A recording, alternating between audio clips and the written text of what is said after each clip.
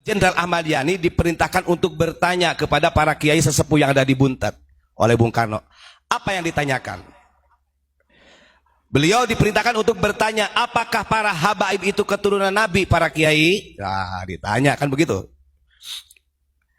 Nah, ketika Jenderal Ahmad Yani menanyakan kepada para sesepuh, apakah para habaib ini keturunan Nabi? Maka dijawablah oleh para kiai, bukan. Nasab mereka bahkan tidak tersambung. Ya, ini sudah terjadi nih, 1960.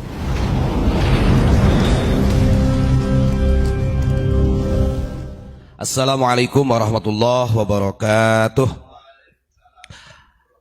Alhamdulillah, pada malam hari ini kita masih diberikan kesempatan umur oleh Allah untuk bermuwajahah, bersilaturahim, walaupun melalui media sosial, fa insyaallah tidak mengurangi keberkahan, fadilah daripada silaturahim kita.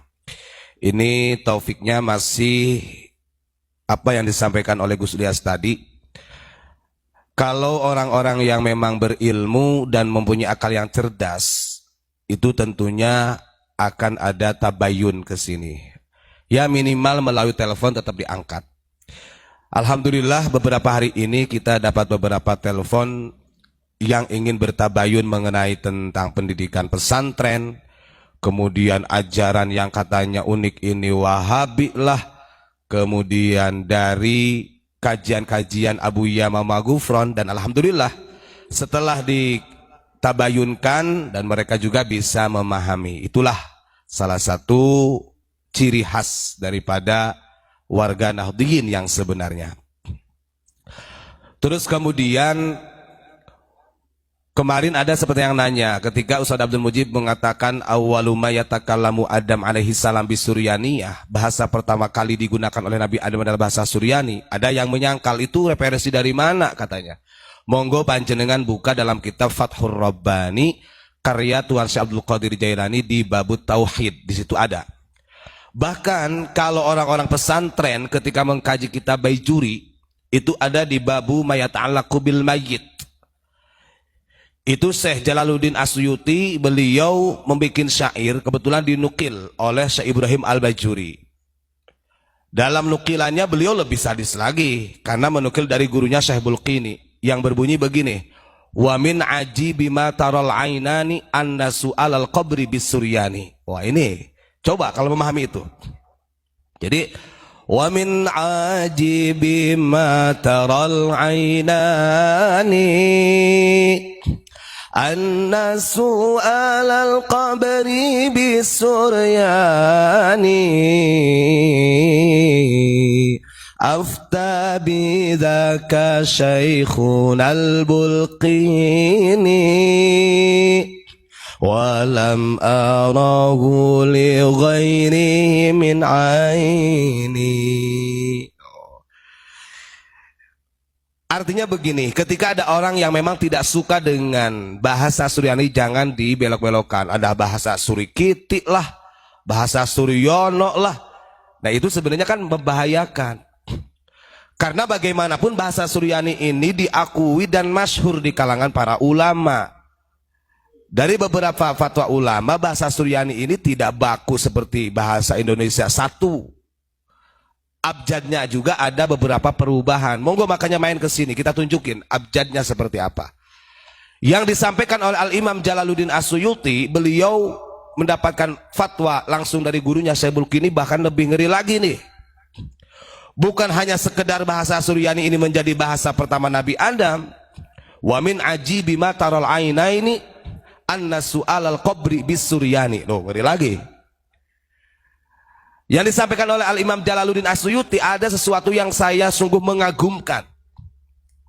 Ternyata gitu, anna su'alal qabri bisuryani, pertanyaan di dalam kubur itu loh menggunakan bahasa Suryani.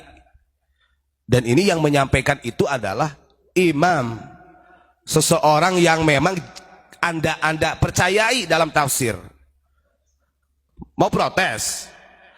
Sementara beliau juga punya sanad, hal ini juga dibenarkan afta bidzaka Syaikhunal Bulqini. Syaikhunal Bulqini sendiri membenarkan, bahkan di dalam syarahnya Bajuri, dua syair itu disyarahi oleh Imam Bajuri. Monggo, makanya buka gerak.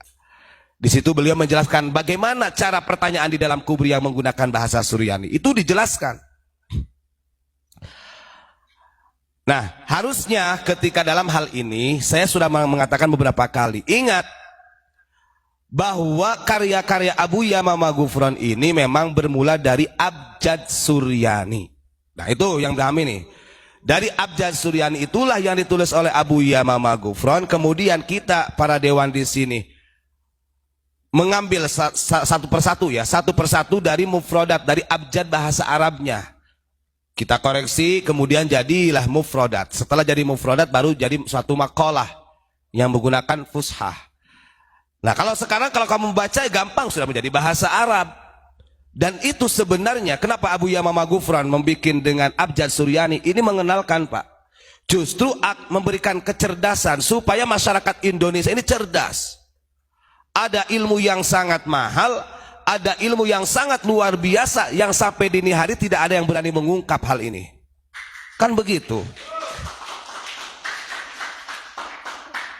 Kan begitu. Coba yang pernah ngaji di pesantren buka tuh di kitab Bajuri di babu ma yata'allaqu bil mayyit. Nanti kamu ketawa-ketawa sendiri, oh iya ya, oh iya ya.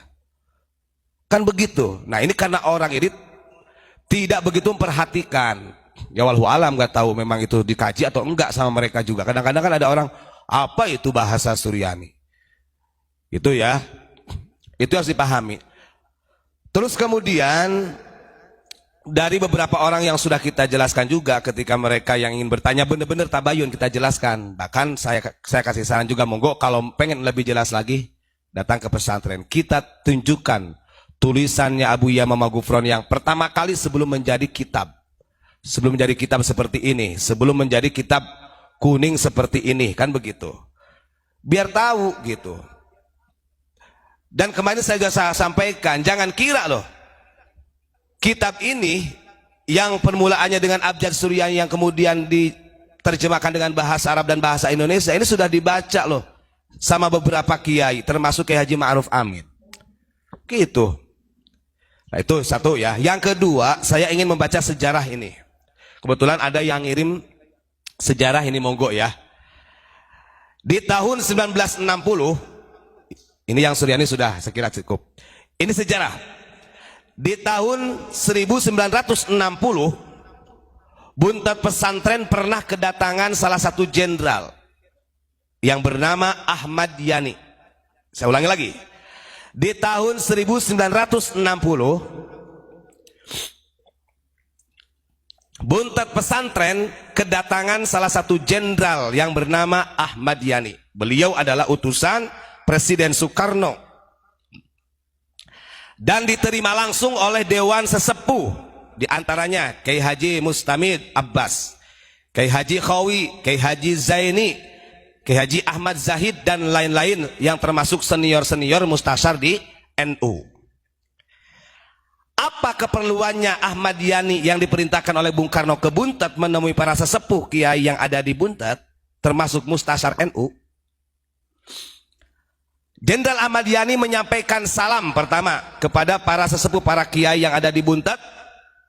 Salam dari Bung Karno. Terus kemudian yang kedua, tujuannya beliau Ahmad Yani ini atau Jenderal Ahmad Yani diperintahkan untuk bertanya kepada para kiai sesepuh yang ada di Buntet oleh Bung Karno. Apa yang ditanyakan? Beliau diperintahkan untuk bertanya, apakah para habaib itu keturunan Nabi, para kiai? Nah, ditanya kan begitu. Nah, ketika Jenderal Ahmad Yani menanyakan kepada para sesepuh, apakah para habaib ini keturunan Nabi? Maka dijawablah oleh para kiai, bukan. Nasab mereka bahkan tidak tersambung. Ya, ini sudah terjadi nih, 1960. Lalu kemudian Jenderal Ahmad Yani mengutarakan tujuan Bung Karno. Nah, sebenarnya begini Pak Kiai, gampangnya begitu kata Jenderal Ahmad Yani. Kalau memang mereka bukan durian Nabi, kenapa harus dirawat di sini? Bung Karno punya tujuan untuk memulangkan seluruh para habaib ke negara asalnya Yaman. Nah, ini tahun 1960. Apa kebijakan Rahman Rahimnya ulama kita? Akhirnya para sesepuh, para kiai sampaikan kepada Bung Karno walaupun mereka bukan dzurriyyah Rasul, tapi kita punya kewajiban secara ukhuwah